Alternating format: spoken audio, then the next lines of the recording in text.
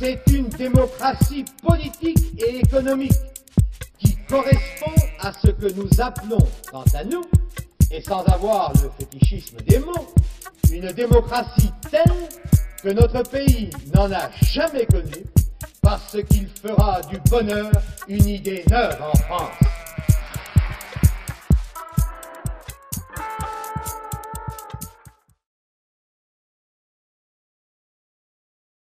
Alors, ma définition de la démocratie, c'est au fond celle des antiques. Pour moi, la démocratie, c'est le gouvernement de la majorité, autrement dit de la multitude, du peuple, par opposition au gouvernement personnel ou d'un petit nombre, ce que les anciens appelaient l'oligarchie.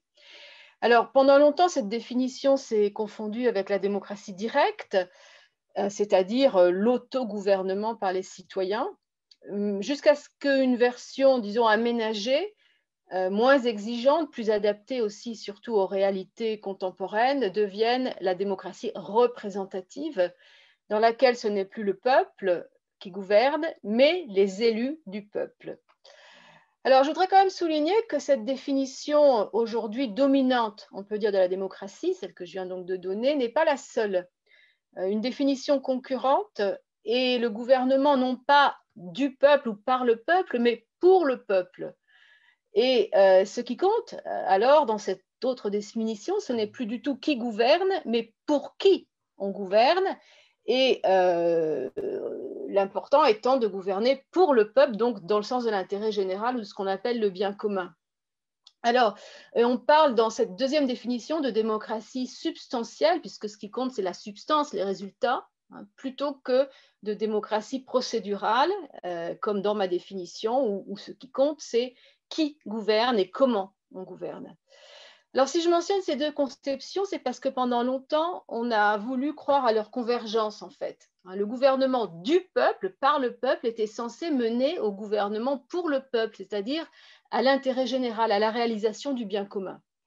Mais cette idée optimiste a été fortement remise en cause au XXe siècle, après quelques expériences démocratiques malheureuses, en particulier l'ascension au pouvoir des nazis ou des fascistes par des élections parfaitement libres, ou disons relativement libres, n'exagérons rien.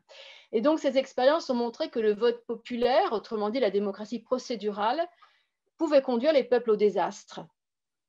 Après la Deuxième Guerre mondiale, les deux conceptions de la démocratie, donc procédurale et substantielle, deviennent donc clairement antagonistes. Ceux qui défendent une conception procédurale ne prétendent plus que la démocratie conduise systématiquement à l'intérêt général, et inversement, ceux qui défendent une conception substantielle de la démocratie, principalement les communistes, rejettent les instruments de la démocratie procédurale, à commencer par les élections, et croient plutôt au rôle éclaireur des élites et du parti en l'occurrence.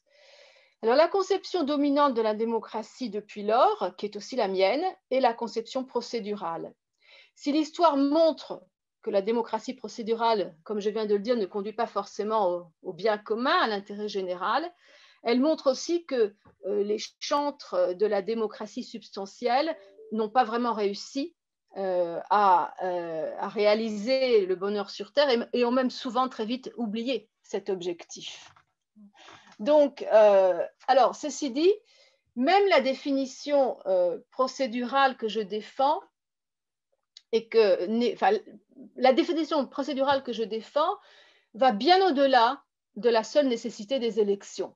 D'abord, les élections doivent être elles-mêmes encadrées par des règles et des procédures rigoureuses qui garantissent qu'elles soient libres et compétitives, comme disait Schumpeter, comme free and fair, comme disent les Anglais. Ensuite, il n'est plus suffisant que le Parlement soit élu. Aujourd'hui, il est important d'élire aussi d'autres assemblées, des assemblées locales, régionales, voire des assemblées internationales comme le Parlement européen. Parfois, on élit aussi les exécutifs. Donc, l'élection doit être multiple pour qu'on puisse quand même parler de démocratie. Et puis enfin, et surtout peut-être ici pour notre sujet, les élections doivent être complétées par des outils participatifs ou d'approfondissement du débat démocratique. Et c'est tout le thème de la démocratie participative ou délibérative. Et moi, je pense qu'il faut aussi les compléter avec des éléments de démocratie directe, tels que, et en particulier l'initiative populaire. Alors j'ajoute pour finir, et c'est important, que défendre une conception procédurale de la démocratie ne signifie pas être totalement indifférent aux produits, entre guillemets, de ce système politique, autrement dit aux politiques qui sont mises en place par ce système. On peut aussi souhaiter que les décisions du peuple ou de ses représentants, d'ailleurs, rencontrent des limites substantielles. La démocratie libérale, qui est le nom qu'on donne généralement à nos démocraties procédurales occidentales, c'est même exactement cela. C'est le gouvernement du peuple ou de ses représentants, mais dans le respect de certaines libertés et droits individuels. Autrement dit, le peuple ou ses représentants ne peuvent pas décider n'importe quoi ou tout ce qu'ils veulent. Le principe démocratique a ses limites assumées. Et les décisions doivent être dans le respect de certaines lois, comme disait déjà Platon, à savoir, en l'occurrence, des droits, des libertés ou des principes ou des valeurs.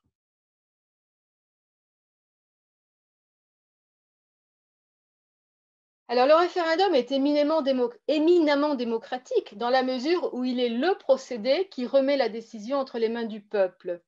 Mais attention, il peut être en pratique plus ou moins démocratique en fonction de ses modalités. D'abord, la décision n'est pas tout. Le référendum d'en bas, comme on dit, c'est-à-dire d'initiative populaire, qui permet aux citoyens non seulement de décider, mais aussi de proposer, est plus démocratique que le référendum d'en haut, qui permet seulement de répondre à une question posée par d'autres. Ensuite, comme l'élection, et je dirais souvent comme l'élection, je crois, dans cette interview, les conditions de la tenue du référendum sont essentielles. Pour qu'un référendum soit véritablement démocratique, il faut que la question posée soit claire, non biaisée, que les citoyens soient placés devant une véritable alternative qui fasse sens, qu'on ne leur demande pas de répondre par un seul vote à plusieurs questions, et il y a encore d'autres exigences. Il faut aussi que la campagne soit informative, équilibrée, que le vote puisse s'exprimer sans pression, qu'il n'y ait pas de fraude. Bref, comme l'élection, le référendum doit être free and fair.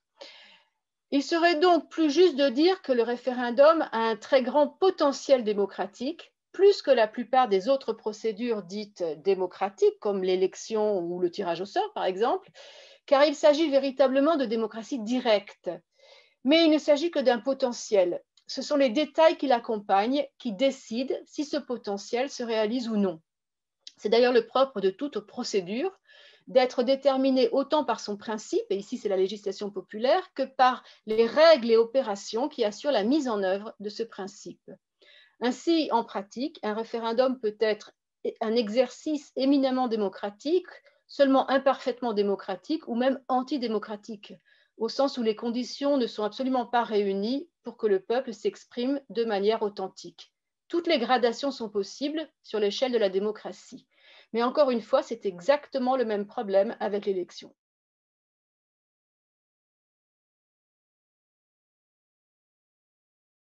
Alors, beaucoup de limites ne sont qu'apparentes en fait et facilement corrigibles par des modalités adaptées. Ça renvoie à ce que je disais précédemment.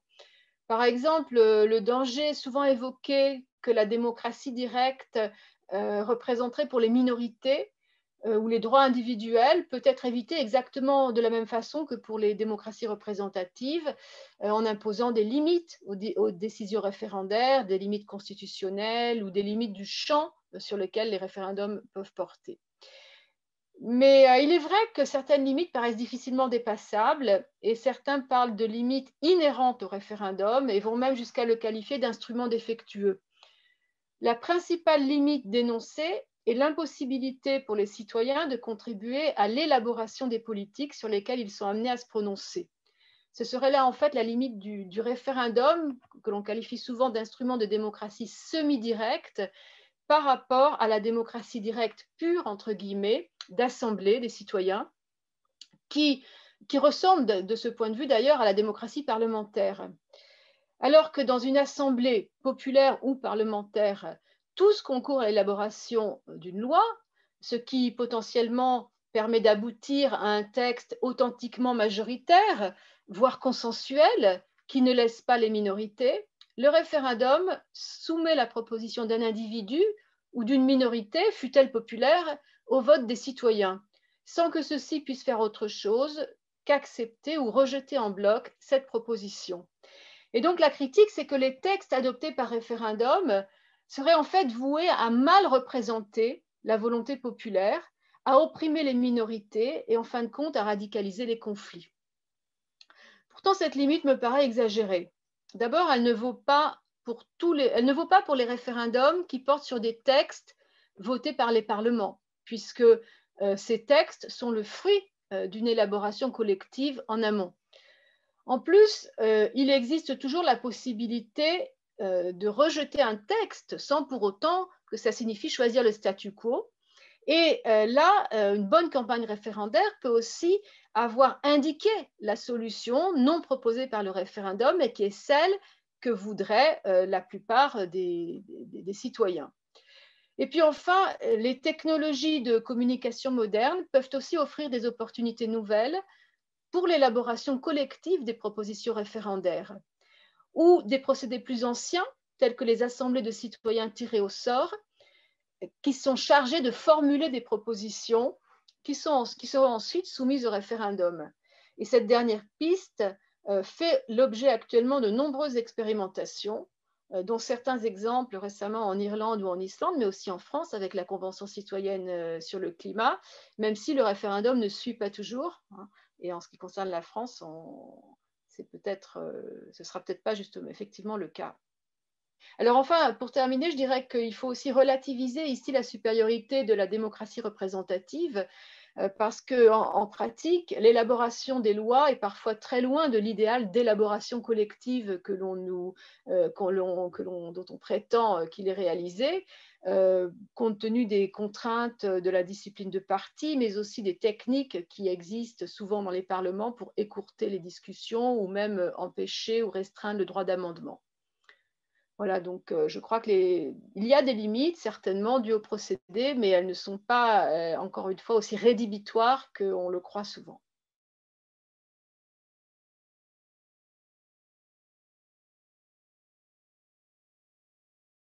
Alors avant de répondre à cette question, je voudrais quand même préciser qu'il ne faut pas confondre, et c'est trop souvent le cas, la qualité démocratique du processus référendaire et celle de la décision à laquelle aboutit ce processus. Ainsi, en Suisse, certains référendums de qualité démocratique incontestable ont abouti à des décisions qui ne l'étaient pas. Par exemple, le rejet à plusieurs reprises par les citoyens suisses du vote des femmes.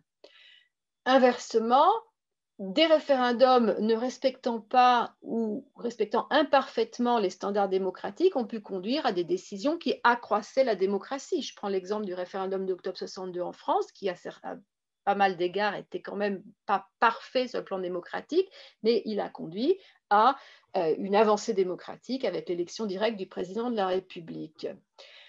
Donc, tout ça pour dire que le peuple peut très bien choisir démocratiquement de restreindre la démocratie, comme il peut choisir non démocratiquement de l'accroître. Mais votre question laisse entendre que le cas le plus fréquent serait celui du référendum tenu dans des conditions non démocratiques et qui aboutirait et même servirait à restreindre la démocratie ou même renforcer un régime autoritaire. Il y a effectivement de nombreuses illustrations de tels référendums dans l'histoire, en particulier en France. On peut citer par exemple le référendum de celui qui allait devenir Napoléon III pour légitimer son coup d'État. Mais ce type de référendum n'est absolument pas une fatalité. Et il est à mon avis exagéré et anachronique d'assimiler, comme le font certains, référendum et autoritarisme. Ceux qui opèrent ce raccourci douteux qui fait bondir à juste titre les Suisses veulent généralement défendre la démocratie représentative contre la démocratie directe. Mais ils oublient que la démocratie représentative est tout autant que la démocratie directe sujette à des dévoiements.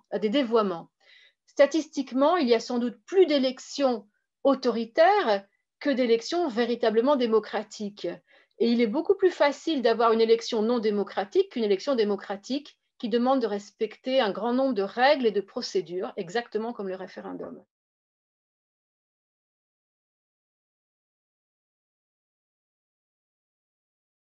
Je pense que cette querelle est stérile et n'aboutira jamais à rien. Les deux n'ont pas d'autre choix que de s'entendre et de trouver un modus vivendi, car ils partagent au fond la même présupposée démocratique, à savoir la souveraineté populaire et le fondement de tout pouvoir dans le peuple. On ne peut pas justifier l'élection et pas le référendum, à mon avis.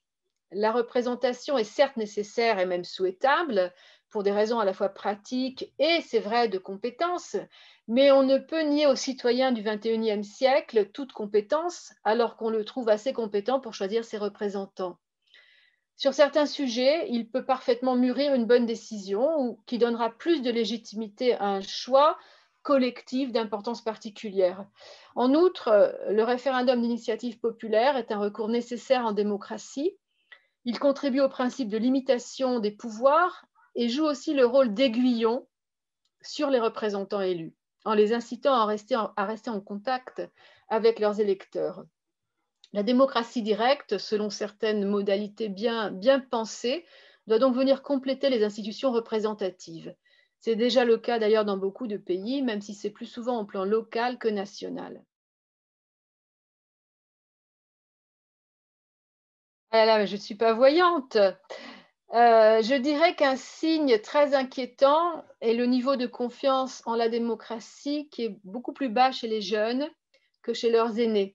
Les enquêtes statistiques le montrent, hélas.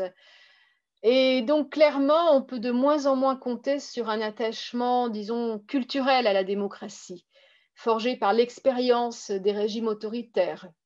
Les jeunes d'aujourd'hui doivent remonter à leurs grands-parents, voire à leurs arrière-grands-parents, qui ne sont pas toujours vivants d'ailleurs, pour entendre parler d'un régime autoritaire. Et parallèlement, ils voient autour d'eux certains régimes autoritaires et même totalitaires qui réussissent des performances en matière économique et sociale jamais vues auparavant. L'enjeu est donc fort et me paraît d'une part de mieux montrer comment on vit réellement dans ces pays autoritaires, ce qu'il en est non seulement d'ailleurs en termes de besoins primaires, mais aussi de droits individuels, en espérant que l'information puisse pallier au manque d'expérience directe de ces régimes. D'autre part, l'enjeu, c'est de démontrer que les démocraties sont performantes, qu'elles savent résoudre les problèmes du chômage, des inégalités, les problèmes sanitaires ou d'environnement mieux que les régimes autoritaires, ou au moins aussi bien.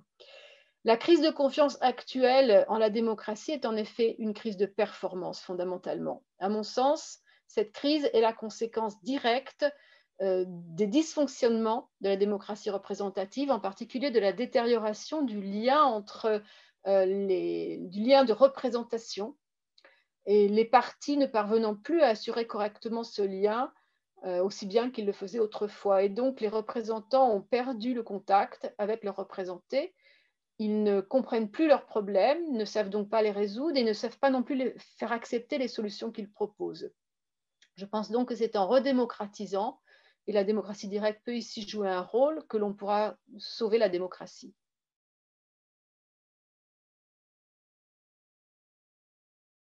Alors, le livre qui me vient à l'esprit, c'est un livre universitaire, donc c'est peut-être pas exactement ce que vous cherchez, mais je pense au livre de Benjamin Barber, un grand théoricien de la démocratie américain qui malheureusement nous a quittés trop tôt et qui s'appelle Démocratie forte, Strong Democracy. Et ce livre explique très bien comment on peut enrichir la démocratie par toute une série de procédures. Justement, hein, c'était clairement la démocratie procédurale qui est privilégiée. Et comment aussi, en enrichissant la démocratie, on enrichit les personnes, les individus qui apprennent mieux à vivre ensemble et à penser, à se mettre à la place de l'autre. C'est ce que Barber appelle le we thinking, penser collectivement, penser en termes de nous.